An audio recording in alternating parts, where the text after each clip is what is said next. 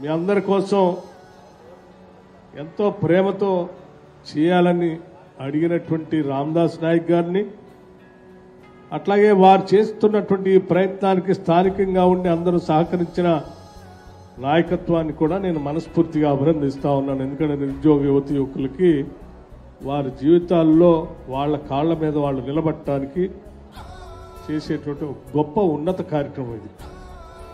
దీంట్లో రాజకీయాలు లేవు, లేకపోతే రాజకీయ పార్టీల యొక్క పాత్ర కూడా లేదు. ఈ ప్రాంతంలో ఉన్నటువంటి వాళ్ళందరికీ ఉపయోగపడాలనేటువంటి ఒక మంచి మనసుతో చేసేటువంటి కార్యక్రమం ఇది. కాబట్టి దీన్ని అందరూ కూడా అందిపుచ్చుకోవాల్సిందిగా ముఖ్యంగా నిరుద్యోగ యువతి యువకుల్ని నేను మనస్ఫూర్తిగా అభ్యర్థిస్తూ ఉన్నాను.